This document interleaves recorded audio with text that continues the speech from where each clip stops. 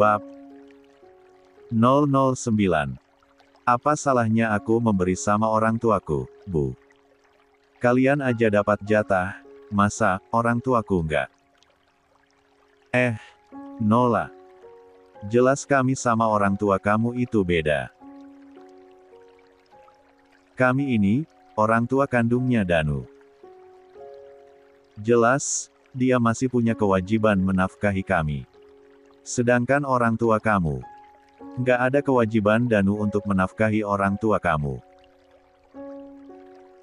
Wah, bakalan seru ini. Haruskah aku beli popcorn? Sepertinya, sinetron Ikatan Batin kalah jauh dari sinetron live yang saat ini sedang kunikmati. Nggak bisa gitu dong, Bu. Itu namanya nggak adil. Teriak Mbak Nola tak terima. Sepertinya, kekompakan yang terjalin beberapa hari terakhir akan terpecah hanya karena permasalahan uang. Udah, Beb. Udah, Bu.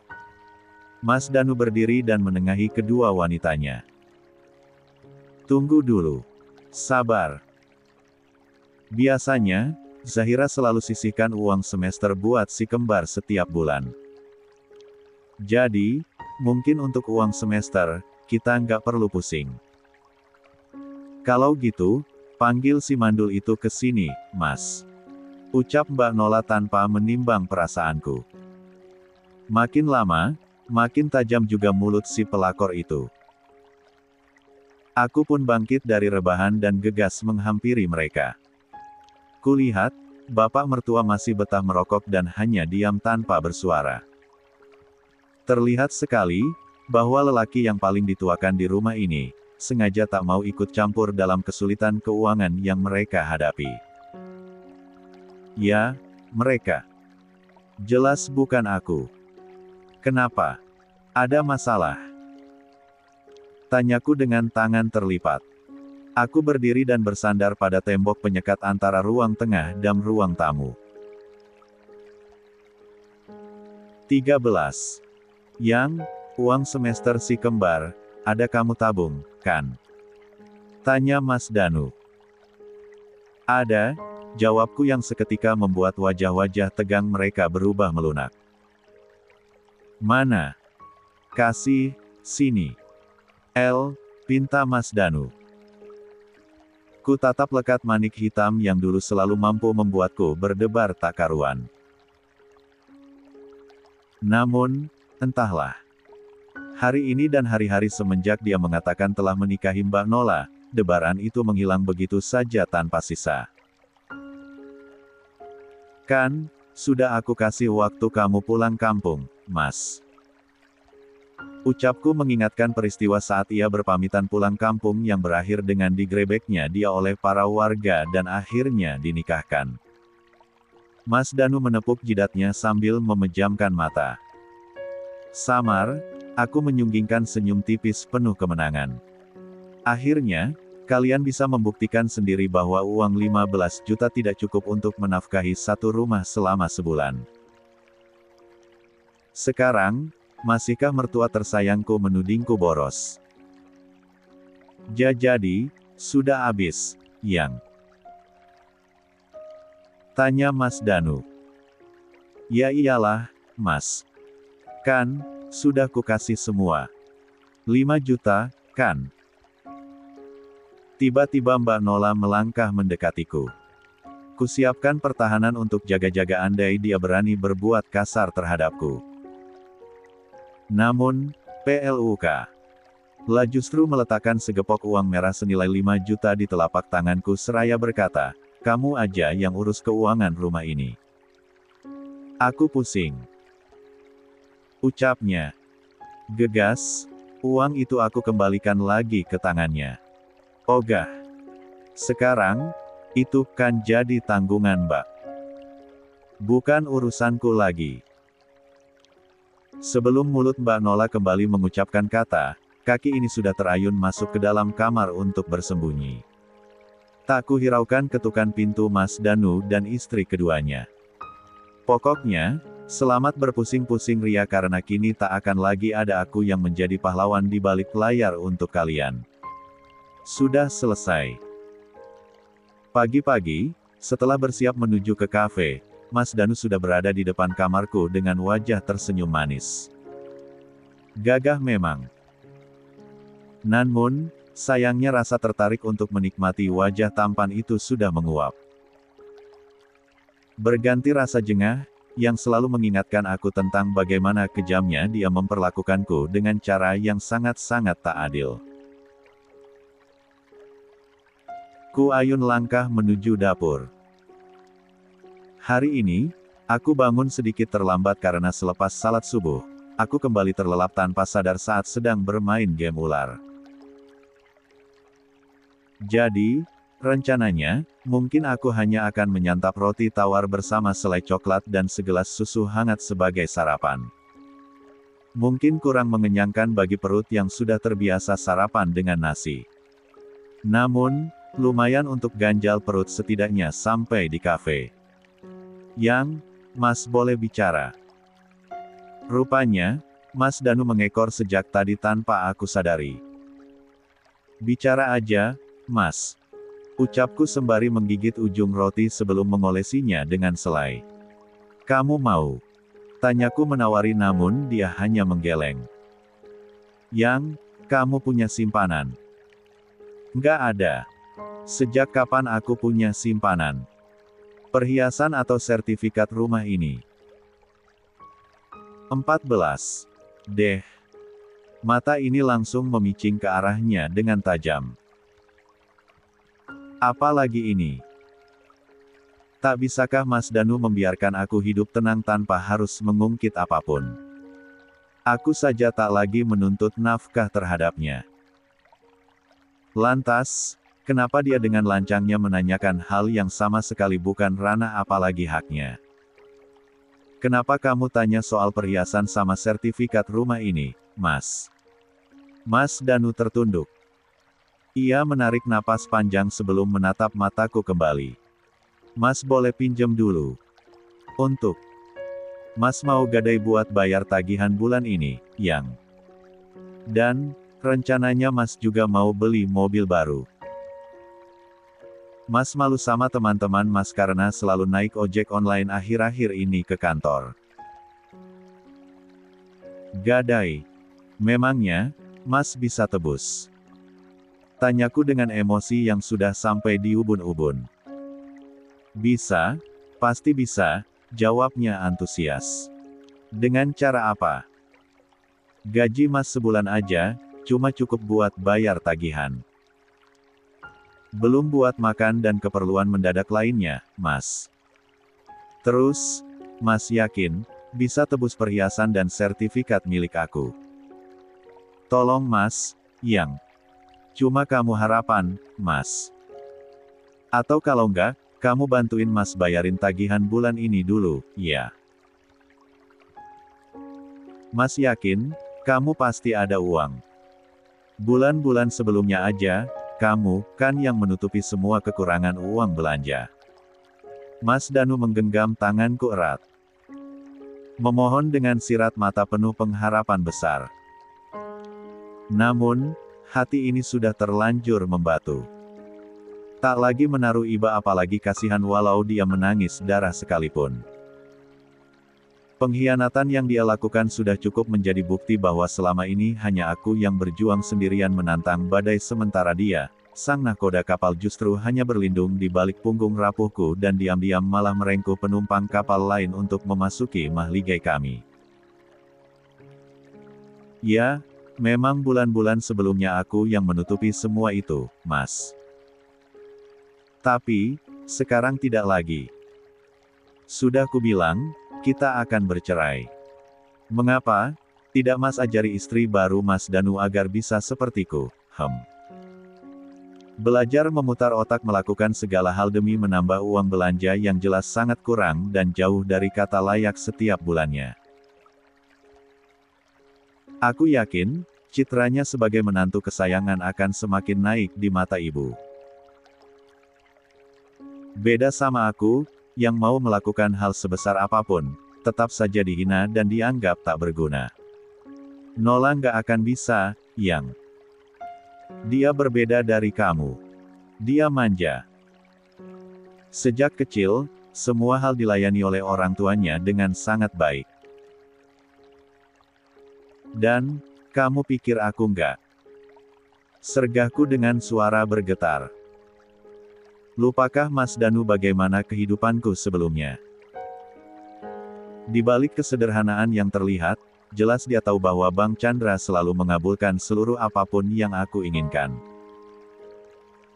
Bahkan, Mas Danu tahu, berapa banyak perhiasan yang aku miliki, pemberian dari Bang Chandra dan juga beberapa dari Bang Cakra. Semua itu bukti, bahwa aku sejak kecil tak berbeda jauh dengan Mbak Nola. Aku pun dimanjakan. Dilarang memegang peralatan dapur, sapu, dan pel saat masih tinggal bersama Bang Chandra dan Mbak Aisyah.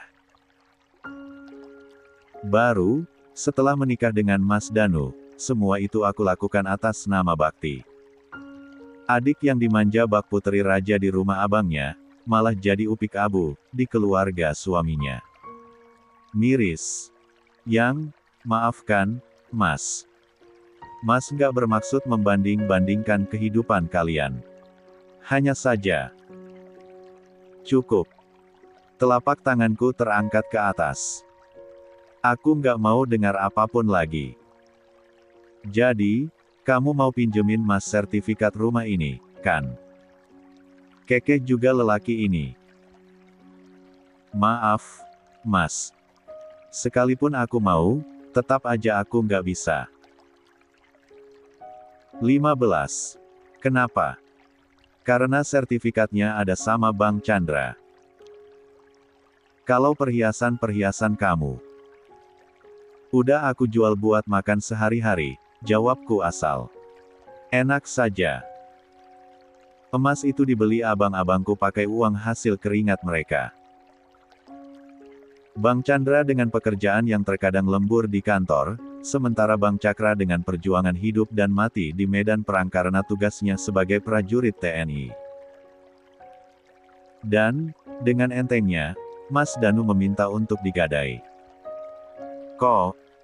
Kamu jual semuanya? Tanya Mas Danu dengan mata membulat. Uang penjualan mobil. Iya, aku jual semua. Dan, uang hasilnya aku satuin sama hasil penjualan mobil untuk tabungan masa depanku. Seperti yang kamu selalu bilang, Mas. Aku ini cuma sendirian di ibu kota. Jadi, aku harus punya tabungan buat jaga-jaga agar hidupku terjamin dan tidak kekurangan apapun. Mas Danu terdiam. Kulihat, dari binar matanya masih penuh harap terhadapku. Kalau begini, perhiasan yang masih tersimpan rapi dalam brankas rahasia di dalam lemari harus aku amankan dulu. Mungkin, akan kutitip pada Tante Sari, mamanya Ardit. Sekadar jaga-jaga, andai Mas Danu terjepit dan malah nekat mencuri tanpa sepengetahuanku. Jadi, kamu benar-benar nggak mau pinjemin Mas, Yang? Maaf, Mas. Kamu bukan lagi prioritasku. Ucapku seraya meninggalkan dia yang masih terpaku di meja.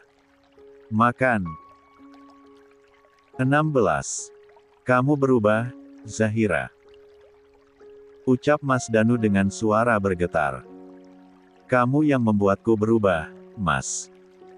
Pengkhianatanmu, benar-benar mengubah segalanya, jawabku lirih sembari menahan air mata yang mendesak keluar.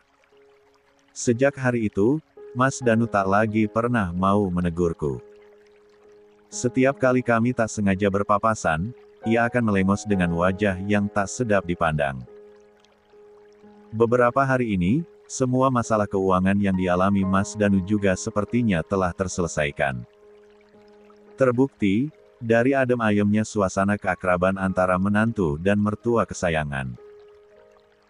Bahkan, mereka acap kali begitu kompak meledek dan menghinaku dengan tudingan mandul serta orang miskin. Lantas, bagaimana dengan responku? Tentu biasa saja. Anggap saja, Anjing menggonggong dan kafilah tetap berlalu. Toh, yang mereka tuduhkan juga tak ada yang benar. Aku tidak mandul dan aku pun tidak miskin-miskin amat.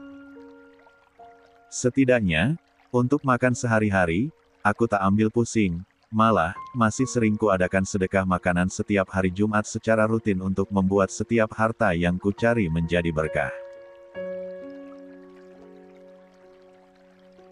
Ish, ikan goreng lagi. Kasihan amat. Cerocos adik maduku saat lewat di samping meja makan. Kayak kami dong.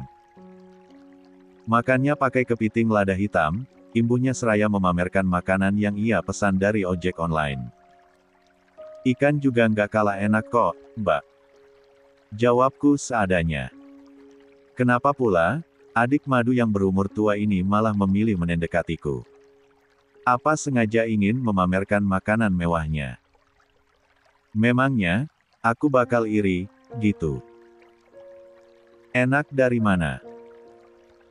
Bilang aja kalau kamu memang nggak sanggup beli makanan mahal kayak gini, timpal Mbak Nola sambil memindahkan kepiting tersebut ke piring berbentuk persegi panjang. Iya, Mbak. Aku memang nggak sanggup kalau harus beli makanan seperti itu setiap hari. Takut kena darah tinggi sama kolesterol, balasku dengan santai sambil menikmati makan malamku yang terasa sangat lezat. Meski hanya berlauk ikan goreng dan lalapan, tapi rasanya sungguh mantap jiwa. Nyumpahin kamu ya? Mbak Nola menggebrak meja. Loh, siapa yang nyumpahin? Mbak ini kok makin lama makin aneh. Kan, tadi aku cuma jawab pertanyaan Mbak Nola aja. Dasar mandul nyebelin. Brak. Aku balas menggebrak meja dengan kedua tangan. Ku tatap tajam perempuan dengan perut buncit yang masih samar terlihat itu. Sungguh. Makin hari, mulutnya tambah lancip saja kurasa. Siapa yang kamu panggil mandul, Mbak? Tanyaku pada istri kedua suamiku. Ya kamulah. Jawabnya. GREP. Ku cengkram rahangnya kuat-kuat. Dia meringis sakit sembari berusaha melepaskan diri dari cengkramanku. Sayangnya, ia kalah kuat. Pasang kuping Mbak baik-baik, ya. Aku nggak mandul. Alasan kenapa aku belum hamil sampai saat ini, itu. 17. Karena aku dipaksa suamimu untuk meminum pil kontrasepsi. Alasannya, kenapa? Karena jelas gajinya nggak akan cukup jika harus menambah anggota keluarga baru dalam waktu dekat. Paham kamu, Mbak? Ku hempas dagunya hingga perempuan dengan baju tidur berbahan satin yang panjangnya tidak sampai lutut itu melangkah mundur dengan mata memerah. Dapat aku lihat bahwa rahang Mbak Nola nampak mengeras. Mungkin, dia tak terima aku perlakukan kasar seperti itu. Namun, mau bagaimana lagi? Diam yang selama ini ku anggap emas, malah dia jadikan batu loncatan untuk semakin menghinakan aku. Awas kamu, Ra. Ucapnya penuh penekanan sambil berjalan terburu-buru menuju keluar. Astagfirullah. Aku beristighfar dalam hati. Rasanya, semakin lama menampung mereka, semakin tak sehat untuk mentalku sendiri. Keterlaluan kamu, Zahira. Aku yang baru saja selesai mencuci piring bekas makanku langsung tersental saat ku dengar suara Mas Danu yang menggelegar dari arah belakang. Saat tubuh ini berbalik, kulihat sosok lelaki yang pernah kucintai selama 3 tahun lamanya sedang berdiri dengan napas memburu sambil menatap penuh benci padaku. Di belakangnya, ada istri sirinya sedang dipeluk oleh ibu mertua sambil menangis. Oh. Jadi, perempuan ular itu sedang berusaha mencari pembelaan rupanya. Baiklah. Jika dia jual, maka dengan senang hati akan kubeli drama murahannya ini. Ada apa, Mas? Datang-datang kok malah marah-marah. Apa yang sudah kamu lakukan pada Nola? Tanya Mas Danu. Kenapa harus tanya lagi? Memangnya, dia nggak bilang? Ujarku balik bertanya. Emosi Mas Danu sepertinya semakin naik. Tanpa aba-aba, dia menarik lenganku kasar menuju ke ruang keluarga. Di sana, tubuh rampingku ia dorong begitu saja sampai terjatuh di atas karpet. Mbak Nola dan ibu mertua menyunggingkan senyum puas melihat aku yang diperlakukan kasar seperti ini. Jangan kasar-kasar, Mas. Jangan sampai, besok kamu tiba-tiba dijemput sama polisi. Kasihan, keluarga kamu.